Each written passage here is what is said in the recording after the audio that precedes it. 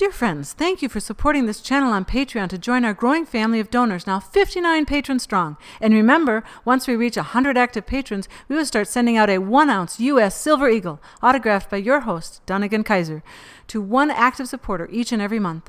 Thanks for taking a minute to pitch in by going to patreon.com/ReluctantPreppers and pledging your support today. Thanks very much. Hey Reluctant Preppers, this is showing you just how easy it is to purchase silver without paying any premium over spot price. You just go to sdbullion.com/RP, scroll down and enter the special code to get silver without any premium, and they'll mail it to your mailbox, discreetly packaged. Inside you'll find a beautiful 10-ounce bar of fine silver, and you are able to purchase that and have it and add it to your stack and your collection without paying any premium, and you're supporting Reluctant Preppers along the way. Thanks. As a responsible person with growing concerns for your privacy and personal liberty, you want to know where we're headed and what you can do about it. We ask the experts what you need to do to take prudent and responsible action to safeguard your family's wealth and well-being, and what basic first steps will help you to be aware and prepared. ReluctantPreppers.com. Welcome back, Reluctant Preppers. We have a first-time guest tonight. We've been inviting this gentleman for some time, and he finally relented and accepted our invitation to join us here on Reluctant Preppers. His name is Kevin, and he is the founder of SurvivalistBoards, which has been renamed in recent years Rural Prepper. Kevin, thank you for joining us here on Reluctant Preppers. Well, thank you for having me. Thank you for having me. You gave me a good hard time when we started speaking because you mentioned that I have an accent, which has made me kind of crack up on the inside, because I've always been brought up to think that my sort of Midwestern accent is quote-unquote standard. And I shared with you the joke that my grandpa said that Jimmy Carter was the first U.S. president we ever elected who didn't have an accent. And yeah, but my roots come from Middle Tennessee and from Oklahoma, and then born in Arizona, raised in Minnesota, currently living in Ohio. So I'm really a mutt, a mongrel in terms of That's why accent. you have such an accent, different accent. You pick up. Where is this guy from? The moon? Yeah. So anyway, we'd like to talk to you about the site that you've founded. You've got a wide following, and also the mission that has led you to keep persisting in getting information out there for people and what you're really all about. So first of all, one of the things you mentioned was that you had to change the name of your channel from SurvivalistBoards to Rural Prepper. So there's got to be something behind that. What was that all about? That was part of YouTube's crackdown on politically incorrect terms. And this goes back to, say, I was doing prepping back in the 1990s whenever Waco and Ruby Ridge and all that happened. And ever since then, survivalist has been kind of viewed as a far right-wing, or where a prepper may be considered more middle ground. And I've been watch a range of, on YouTube, I watch a range of liberal and conservative and firearms-related channels, like see the big picture. And whenever the liberals, the left-leaning website, said that YouTube was cracking down on them, on some of their stuff, and then the right-wing websites were saying the same thing, and then the gun channels, and then I was just wondering, how long is it going to be before YouTube starts cracking down on politically incorrect terms such as survivalist? Bet. And so I was like, well, I'm going to go ahead and be proactive about this and tone down the name of the channel a little bit, because see, back in the 1990s, what a lot of people don't remember was that Timothy McVeigh, whenever it came out that he was whenever he was associated with a survivalist group, the word survivalist was blacklisted. Nobody wanted to be associated with being a survivalist because they were associated with being a terrorist because of Timothy McVeigh. And we've slowly came back into the limelight, where it's now not, where it's a little bit more politically correct, but it's still got that taboo about it. Oh, I think you're still a deplorable, really, I do, yeah. Yeah, thank you. And so rather than using a word or a name that could be associated with people like McVeigh even today, sure, it was like, well, I'm just going to be proactive, rename the channel something a little bit less, a little bit more less extremist, which I'm not an extremist. And that way you just go to rural because I live in a very rural area, and prepping is a little bit more politically correct than survivalist. Well, it might not make you feel very safe in that regards, that to know that more than half of our interviews that we post get marked initially advertiser unfriendly or not meeting advertiser guidelines by YouTube, and we have to manually appeal, and you lose the first at least days worth of potential income until your video goes over 1,000 views, and then they'll manually review it. And 100% of mine that I've appealed have been finally set right and set back to. But we've had, it's just ridiculous. We've had ones on just about gardening that get marked as politically advertiser unfriendly and not meeting, advertiser friendly guidelines, and it's just crazy. It's supposed to be about anything that has to do with violence and hate and controversial topics, and it's like, seriously, gardening? So. Yes, I've got one for you, and I know this is kind of being strung out a little bit. We're running this out a little bit. I did a video about hiking with dogs. I rescue animals. I've got 5 dogs that I've rescued. And the preview image was backpack with a Glock on sitting next to the backpack. And I feel in the video, as soon 30 seconds after I uploaded it, it was flagged inappropriate. The gun was never talked about. It was never shot. It was never mentioned. Name Glock was never mentioned in the video. It was just in the preview image. And I feel that they're doing more than just looking for words, that they're looking for anything that there's a picture of a firearm, because my video, all it was is a preview image with my backpack, some gear, topographical map, compass, GPS, Glock 19, and the video was flagged within seconds of it being uploaded. And all it was about hiking with the dogs. Yeah. So where does that take us in terms of freedom of speech? And people have argued this rather emphatically on both sides of this topic. Some people saying that any constitutional freedom of speech does not guarantee that any company, any private company has to provide you a platform to say whatever you want. You're free to say what you want, but not necessarily to expect other companies to allow you to pay you to do so on their platform. That's why I feel that a lot of YouTube video bloggers have worked themselves into a bind, that they are totally dependent on somebody else's platform to voice their opinion. Okay. They're totally dependent on it. They don't have their own blog. They don't maintain their own blog. They're using Instagram, Facebook, YouTube, and there's things that they could do to ensure that they are able to have their own independent platform. And that's one reason why I founded the forum, SurvivalistBoards.com, is so that people could have their own platform there through the forum and get away from YouTube, and that a lot of these video bloggers have worked themselves into a bind by relying on other people's platform. So what is the mission of the Rural Prepper or the Survivalist Boards blog platform? What is the real driving purpose behind it from your standpoint? That's a good question. And in the after the fall of the Berlin Wall, I'm 50, lived through part of the Cold War. After the fall of the Berlin Wall, everybody was like, yay, we don't have to worry about nuclear war anymore. And, the world changed almost overnight. And then there was the prepping that we do today was called everyday life back in the 1950s, 1960s, 1970s. Granny, I know I'm getting off a little bit off topic here, but I'm going to get back to it. No, that's just fine. I get where you're going here. That my granny, she'd go out there and get a chicken. An hour later, we'd have fried chicken and mashed potatoes for dinner. And the type of prepping that we do today was called everyday life back then. Well, due to our society becoming so dependent upon technology, even in the 1990s, we got away from prepping because of the fall of the Berlin Wall. And today, the vast majority of people are just totally unprepared for any type of real disaster.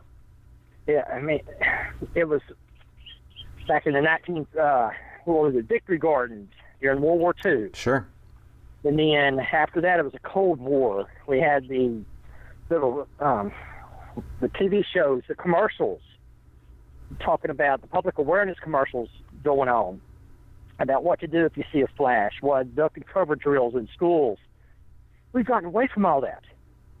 We've gotten away from that. People are so disconnected from their food. They're talking about, companies are talking about non-handling packages for millennials because millennials are so icky about handling raw meat.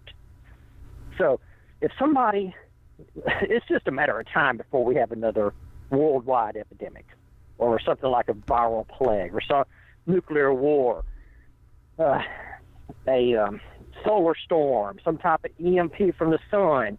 It is just a matter of time before we have some type of major setback in society, and people don't even know the basics about growing their own food, about canning their own food, about hunting, fishing. And that's part of the goal of the forum and the YouTube channel, was to continue, was to get some type of information out there about gardening, about hunting, about fishing, about just how people live their life in the 1940s, 1950s, 1960s, 1970s. Yeah, just traditional life arts. Okay. Yes, just traditional life stuff that people used to do that was just part of life. People used to have their own gardens, and they can what they raised. They'd trade. They'd go to the country store. They'd buy seed. They have a few chickens. They have their eggs. And now food is so abundant, we've got a obesity epidemic. Right. Yeah, we've had on our sister channel, HealingYourself.life, we've had Dr.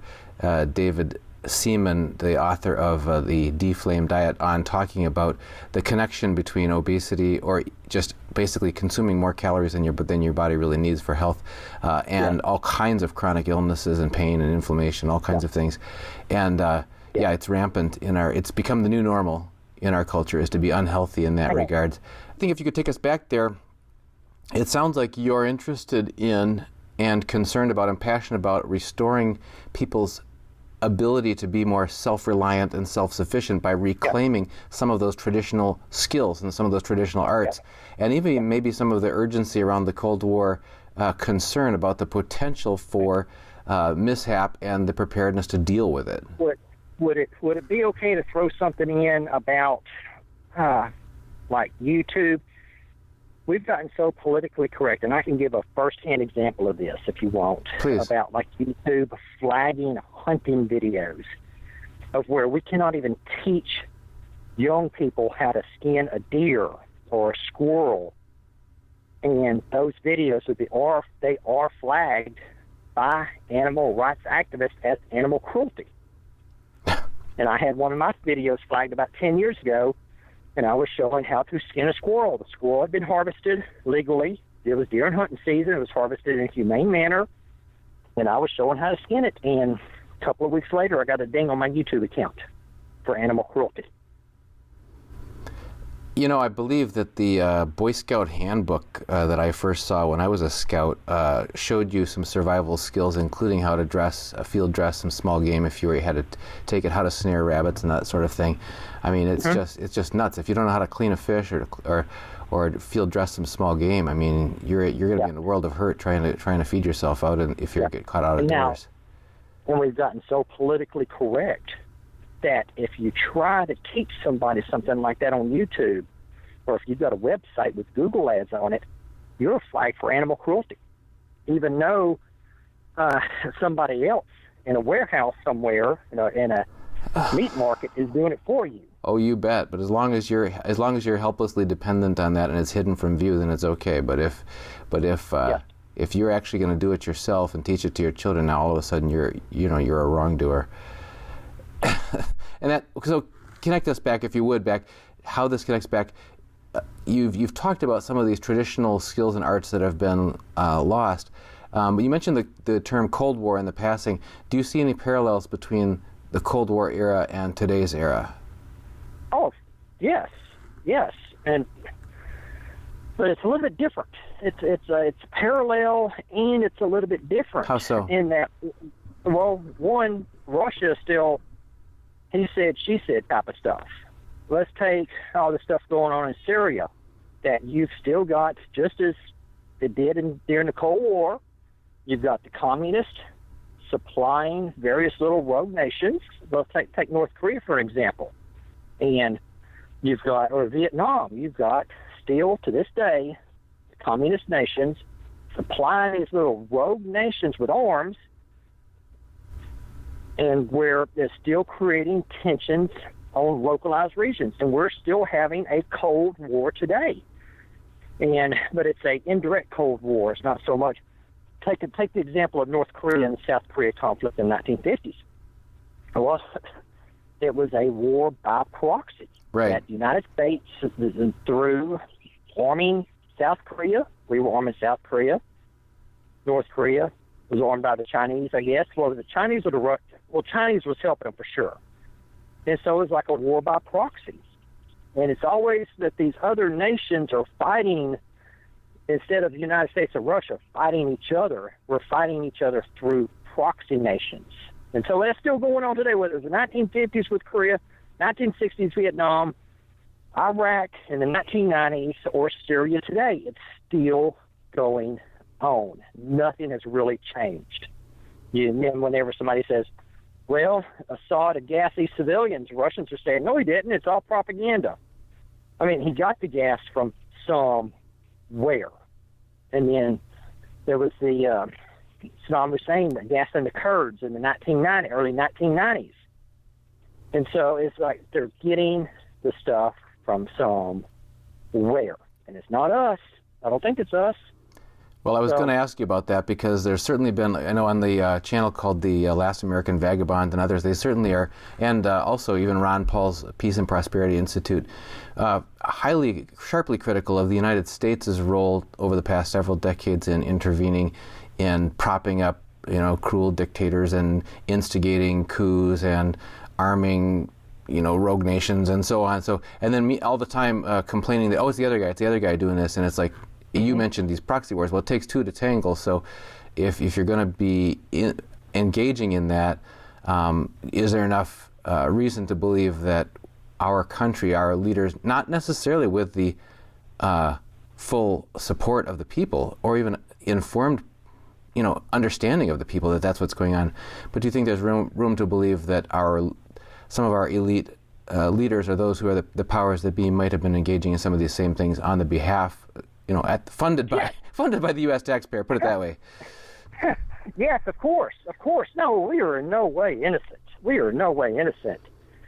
And if you go back to the 1950s, 1960s, that our own government went down to South America and were injecting people with stuff like syphilis and then studied them to see how it reacted, what the long-term effects were. And this was crimes against humanity. Our government went down there, injected these people with these diseases without them knowing, and a lot of it was even here. Some of it was even here in the United States. Yeah, I just saw an article on that yesterday, something like 280 studies without the knowledge of the U.S. public performed over that same period of time. Yeah. And a lot of them targeted rural black communities. The United States government would go in there, we're doing a study, we're going to give you checkups and all this, and what they really did was they injected these low-income minorities with stuff like syphilis, and then studied how the disease progressed over 5-10 years or so.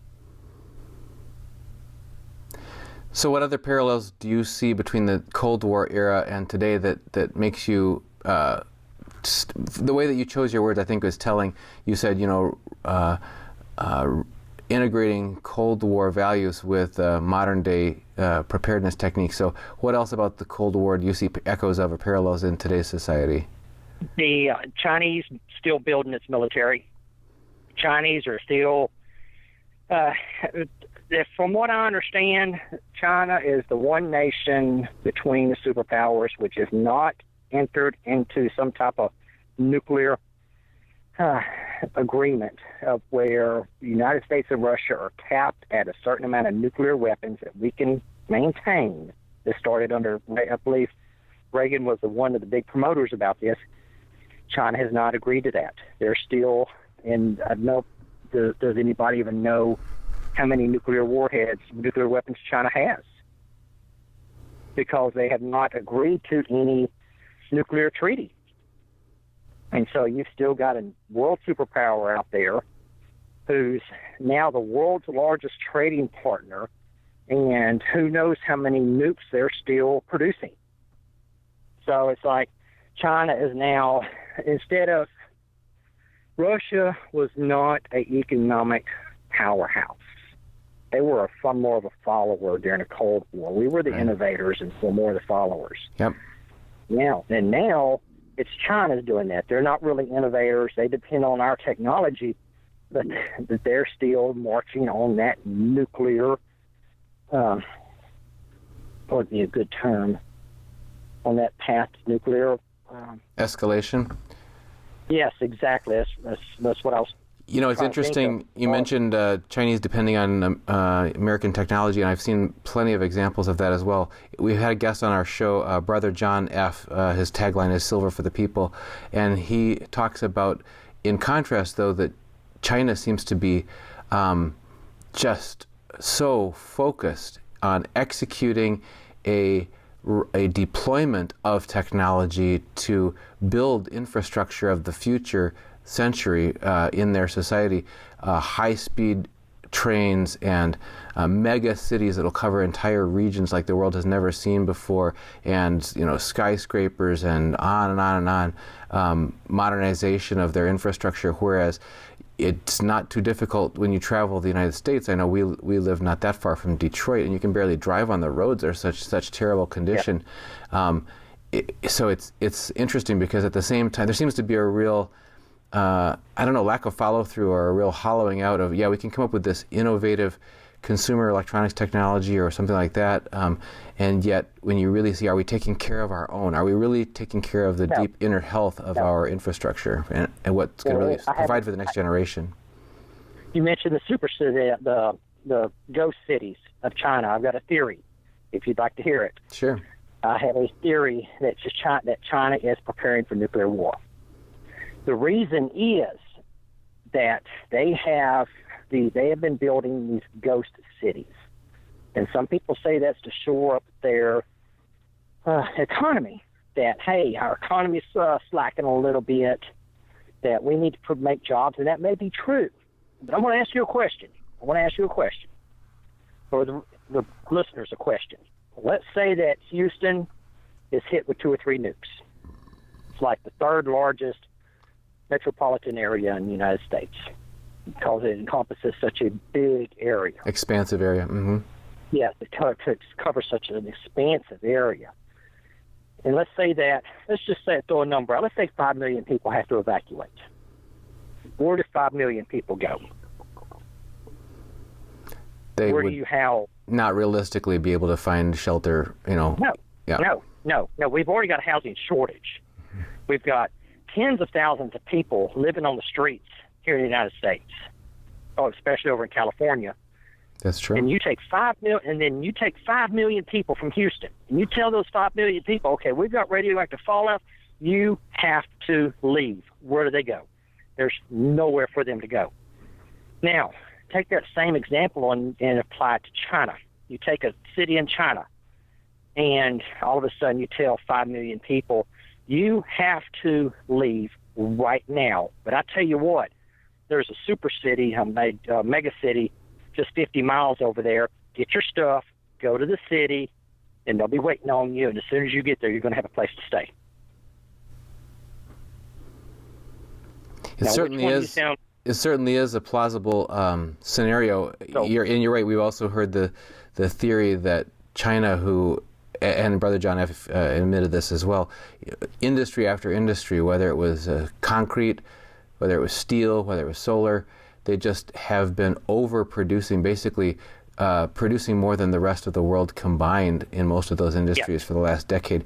And it seems to have nothing to do with domestic or global demand. It's just, we will just produce. We're just going to create this wall of supply. And some people say, as you said, that's just to keep their huge population employed to prevent social unrest. But you say maybe there's more to it than that. I think there's more to it than that. Because wouldn't it be better, instead of building cities that nobody's going to live in? Take the Three Gorges Dam for an example. Whenever they were building the Three Gorges Dam, they were buying steel from every nation in the world. There was a steel shortage in the early 2000s because China was building the Three Gorges Dam. Rather than building what did the United States do in the 1950s, 1960s? We built highways. We built dams. We built parks. We took people, the men returning from World War II, these young men, we put them to work building infrastructure. Mm-hmm.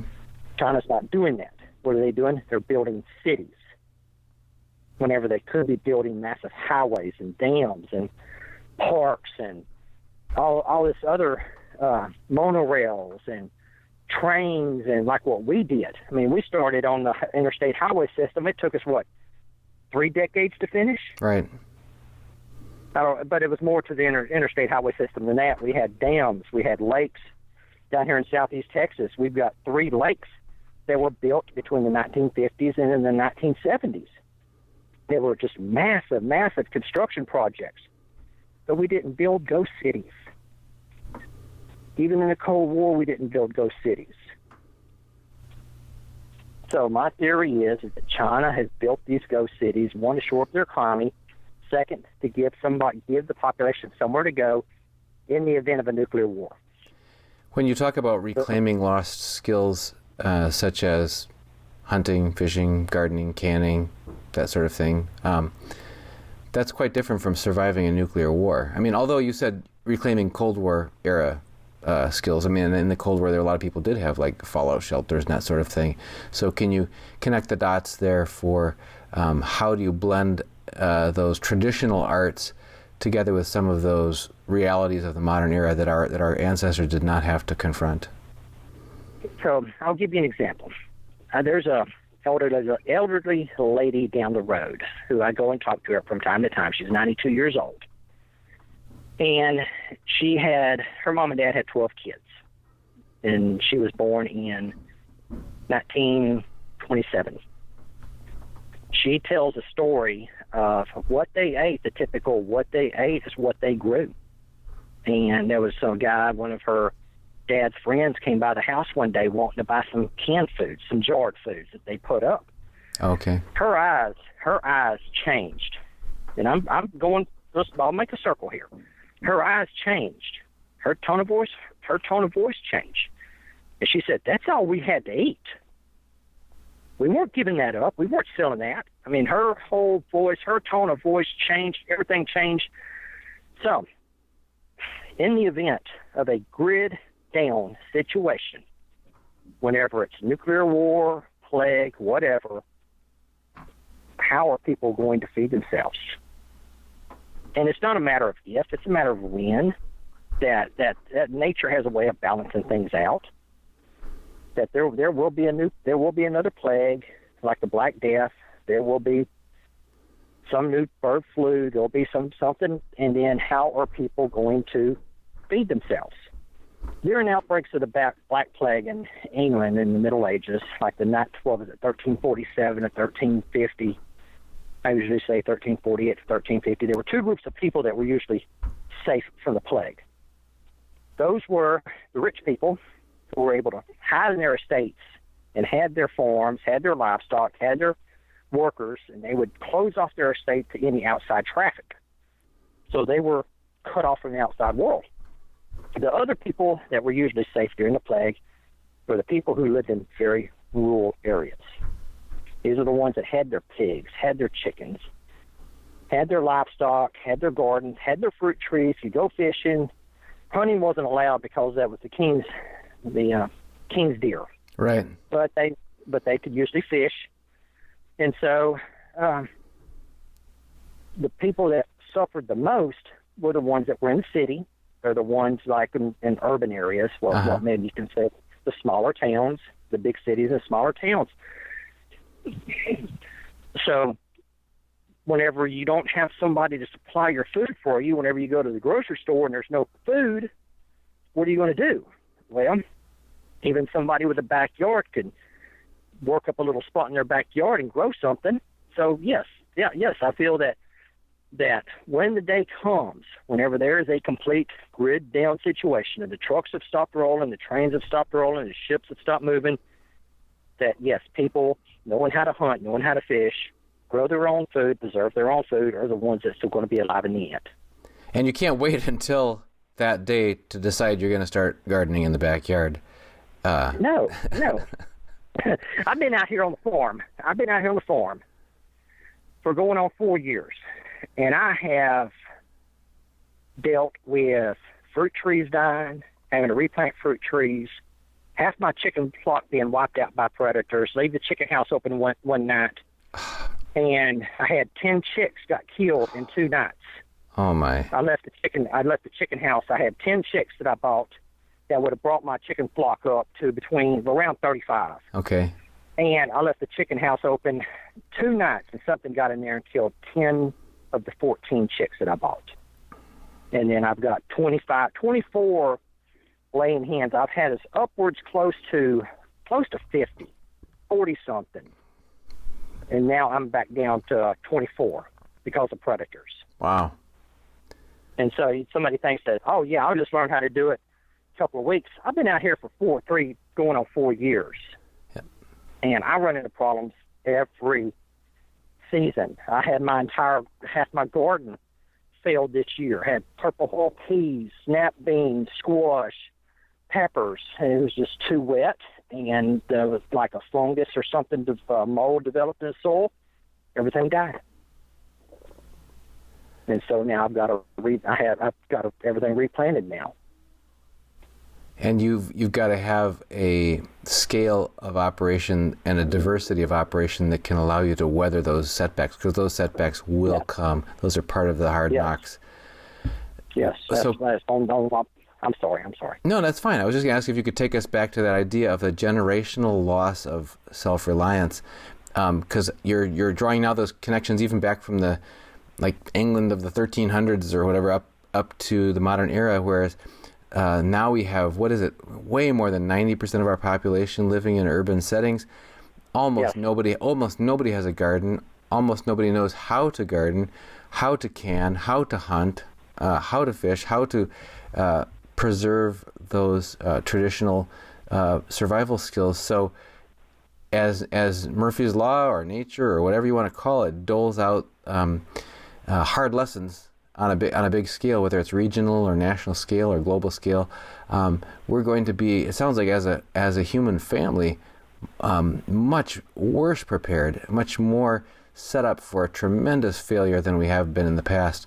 What do you think that the scope and scale of that would look like? Maybe if you could take us first just on a regional and the national or global level, what do you think are some of the most believable scenarios people should be thinking about?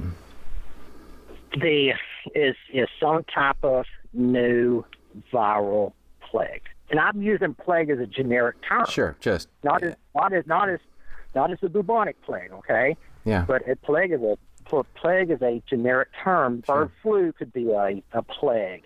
The SARS could be a plague. Anything that affects mankind. And one of the biggest scenarios, most possible scenarios that I feel is very possible, is a type of swine flu. And a new type, not the type that came out, 2009, but a new type, because of our over-dependence on antibiotics. Certainly true.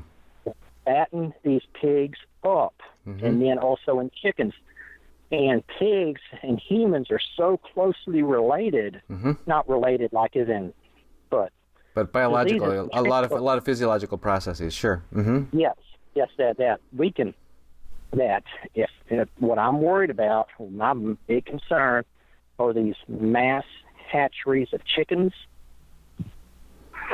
and some type of bird flu getting there, and it move from chicken to chicken to chicken and mutate, or in some type of pig or swine butchery where they're raising these swine and they're using antibiotics on them, or even cows, and somebody goes up there with the flu, goes to work with the flu, and then that flu virus enters that pig, and then that pig transfers it to another pig, and the flu is such a easy and small piece of genetic code, it easily mutates. So it jumps from pig to pig to pig, or from cow to cow to cow, and then whenever it comes back to the person or somebody else, a few weeks later, it's a totally different type of flu. Yeah, and we've certainly seen examples where disease germs have, in fact, picked up genetic capabilities from encountering others. They actually do there are these examples of where there are these mashups between different microbes that have picked up, you could call it survival skills or adaptations based on encounters with others. Yes, they adapt. And then another thing is just simple antibiotic resistance in common stuff that we have now. I mean, it's the flu. Tamiflu is only going to be good for so long, and then the flu is going to mutate. What's another one that we get? Pneumonia. Pneumonia could be another one. STDs such as HIV. And HIV has mutated over the past, since the 1970s, 1980s. I don't know the exact number, but it's supposed to be over 100, and I don't know the exact number, I'm just going from memory, like over 100 different strains of HIV. And then somebody gets infected with 2 different strains of HIV, then they mutate together, and our close proximity to each other in these big cities is a perfect breeding ground for disease. And you mentioned the overuse of antibiotics in livestock rearing, and one of the reasons you mentioned was for to pump up their growth rate for cheap profits. But the other is because of those super scale and overcrowded conditions and filthy conditions that those manure feedlots and so on that a lot of these animals are raised in, that it's apparently out of necessity to try to manage that horrible situation that these antibiotics get overused. It's ironic you mentioned, because when we moved here from Minnesota to Ohio, we were really missing one of our favorite brands of all-natural pork. It's called Beeler's Pork. It comes out of Ohio. It's a family-owned business, and they make just the most amazing hams and bacon and so on, and bratwurst. And so we went to our local sort of specialty grocer and said, hey, why don't you consider, you carry all the name brands, but why don't you consider bringing in this one, because it's all natural and it's no antibiotics and everything. And they were quite interested, and they did in fact bring it in. But one of the things about talking with the Beeler family is they say never use antibiotics ever, and one of the question and answer things on their brochure says, well, what do you do if one of your pigs gets sick? And their answer is they sell it to a commercial producer, because the commercial producers have got all kinds of sick pigs. Oh wow! So, and then that sick pig is then brought into a massive feedlot of other pigs. Yeah. Oh, it's scary. Yeah. It is scary. So if people regain some of those lost arts of knowing how, so you got the one problem that you've talked about is a structural problem of overcrowding in big cities, overcrowding of our animal husbandry. So one solution, I'm guessing you're proposing, is that people who want to reduce their risk exposure to that is get out of that crowded situation. Yes. That I've got a theory. And we're going to go back. I like to pull up history. I'm a history buff. And for this history lesson, we're going to go back to, let's say, 25,000, 30,000 years ago, during the last ice age. Humanity lived in little small groups. We traveled around. We didn't settle down and start agriculture until about 10 or 12,000 years ago. That's whenever our society started booming. Cities started, big towns started coming in. But sitting in these little overcrowded cities, in these apartments, and bumping shoulders against everybody, slowly drives people insane. And that's one reason why I feel that why inner city violence is crime, the way that it is. You bet. Mm-hmm. Crime. Now, what was that rat experiment that the guy did back in the 60s? And he dubbed some of the rats the beautiful ones. And whenever the rat, and he did this dozens and dozens and dozens of times, and they repeated the experiment, the results repeated themselves dozens of times, is that whenever a population reaches a certain size, that the rats will start like cannibalism. They will start eating each other. They will start eating their young. Some of them will not breed. They'll seclude themselves away from society. And this, I forget the guy's name, but if you look up the beautiful ones. All right. And they talked, and then they apply that to people, because in the 1960s, well, in that era, governments were worried about overpopulation. Yep. But with this experiment called the beautiful ones, that's where not exactly the name of the experiment, the rats, the society of the rats dissolved. Even though there were no predators, all they could eat, buffet of food, housing, clean housing, the society collapsed. And I believe that every time this experiment was done, the population resulted in zero. They all died off. So the successful protective factors of a well-structured society, when that fell apart, then the survival of all of the members was threatened. Yes. So that's a pretty bleak picture. What do we? Can you mention kind of like the top 3 things that you recommend people do who want to opt out of that kind of bleak future for themselves and their families? Personally, and what I've done is I've relocated to a rural area. I decided that I did not like the city life. I lived in a little town in southeast Texas with a population of about 8,000. Just growing, felt really cramped, felt uncomfortable. Lived in North Houston, a little place called Conroe. I lived in Montgomery for a little while. Decided to leave there and ended up 20 miles from the nearest town. Maybe 12 miles, but let's just say 15 miles from the nearest town. And it's just, but with that comes a life change, in that people will get used to being able to go to the movies. They get used to being able to go. That's true. Out to eat. All those amenities we say, yeah. Mm-hmm. Yes, that we like doing, or even just move to the suburbs. Get out of the city and move to the suburbs. Get you a little land on the edge of the suburbs. Something like that. So number 1, get out of a big city. Anything else? Enjoy nature. Get out and take the kids fishing. Take the kids hiking, camping, backpacking. All over the nation, there's various little primitive camping sites on the rivers, and where people can really just get away and just take time to get back to nature and enjoy it. And that's I think one of the biggest things.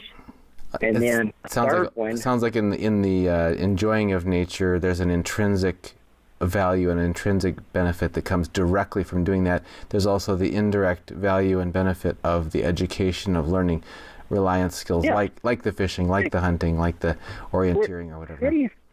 Cities is a relatively new invention. I mean, cities have only been around for 5,000-6,000 years. We've only been doing agriculture in small and somewhat growing communities in the past 10 to 12,000 years. For hundreds of thousands of years before that, we were nomads. We traveled in small groups, hunter-gatherers, and followed the herds. And so, yes, being out in nature, hunting, fishing is where we were meant to be. We're not meant to be cooped up in a city, bumping shoulders against somebody 24 hours a day. And then the next thing, you asked me for 3. And then Sure. the next thing would be to teach your children where food comes from. Food doesn't come from the grocery store. Food comes from the ground. Some of it comes from the water. But unless you eat fish, everything else comes from the ground. Whether it's cattle that are eating feed or grass, whether it's chickens that are digging in the dirt looking for worms and seeds, or vegetables, fruits. Unless it came from the ocean or the waters, everything else came from the ground. And so whether it's a cheeseburger, the cheese came from the cow that was fed off the grass, the bread was grown from the wheat that was grown off the ground. Everything Unless it comes out of the water, it comes from the ground. And besides taking the kids out and go fishing, teach them how to garden. Plant some tomato plants with them. Plant some pepper plants with them. Plant some snap beans. Live in an apartment, get you a couple of little pots, sit out there on the balcony, and grow you some tomatoes right there on the balcony. Grow you some tomatoes, grow you some peppers. It doesn't take much room. And then show the kids that we're going to take this and we're going to plant it in the pot, and we're going to take care of it, and we're going to water it. And then whatever the peppers or squash or whatever it is that you're growing is big enough, we're going to eat it, because food comes from the ground. It doesn't come from the grocery store. That's right. It made me crack up because I remembered we did homeschooling, and we would buy 100-pound sacks of wheat from this huge organic bakery, and we had our own milling machine and our own dough making machine, and every month or so we'd bake like 40 loaves of wheat bread. Oh, wow. And put them all in the freezer. Wow. And then, because we had 5 kids living at home, and we'd go through it, a little bit each week, and give some away for presents and stuff like that. But well, while I've got you on the phone, I'm gonna close my chicken house up. It's getting a little. You go right ahead. And I've got you on the phone. Go ahead, keep going. So we were on a field trip to the actual bakery I mentioned where we bought the wheat from, and they took us down in the field trip with these other homeschool families, and down to the basement to their milling room where they had their huge mill. Now, of course, ours at home was fairly small size, but they had this big, huge milling machine in the basement of this. And they opened up a hopper and reached in there and pulled out a scoop of wheat berries and held them out with the 2 hands and let the kids smell the wheat berries. And everybody leaned in, and none of the other kids had ever seen wheat in their life, in its natural form. And our kids were kind of like shrugged, like, "Yeah, Dad, you make us mill this stuff every month." They were like, what are these kids like acting so surprised about? Don't they know where this comes from?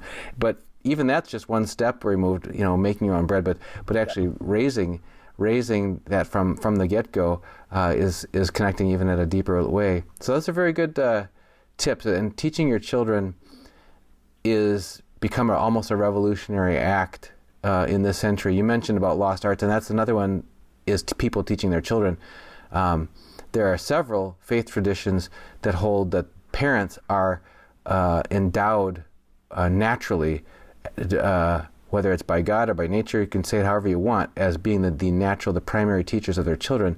And yet, in the modern era, that's been taken away by the state, and now you have to be almost a revolutionary to just teach your own children directly. And now I'm going to add to that, the parents are facing a new enemy, and it's technology. That get out on a Daily Mail, dailymail.co.uk, big news site out of England, has had some articles recently about how students are as young as 5 can't even hold a pencil because their parents give them tablets, and they're swiping on the tablet and using the technology so much they don't even know how to hold a crayon.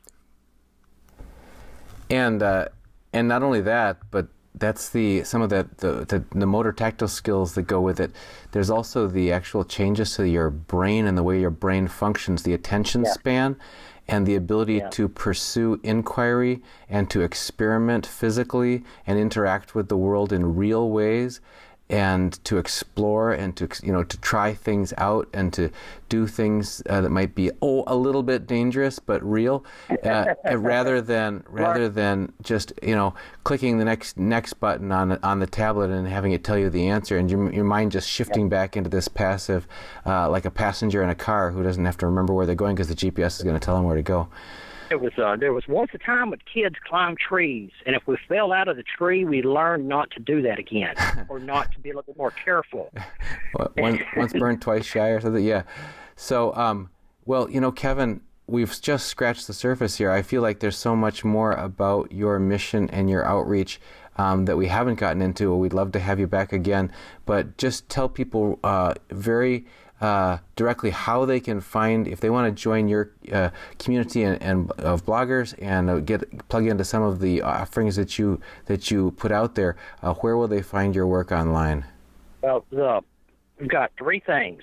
I've got the YouTube channel, SurvivalistBoards, so you can find it by that. You can find it by Rural Prepper. You can find my blog at SurvivalBoards.com, and you can find the forum at Survivalist. SurvivalistBoards.com. And the YouTube channel, again, it's YouTube/C/Rural Prepper? Rural Prepper. All right. Yes. And then there's another, Survivalist Boards, I think, is YouTube/user/Survivalist Boards. I think both channels are up and running. Very good. And a plug for our newly started sister channel, healingyourself.life, where we talk about and interview experts on many topics related to herbal and natural healing, avoiding dangerous and risky drugs, lowering the cost of healthcare, and really getting back to what makes you well and not just what makes the hospital administrators rich. So remember to check out your guys' healingyourself.life and subscribe to our sister channel on YouTube, Healing Yourself, with Dunagun and Melody Kaiser. We've been speaking with Kevin, the founder of Survivalist Boards and Rural Prepper. Kevin, thank you so much for joining us this first time on Reluctant Preppers. And thank you for having me.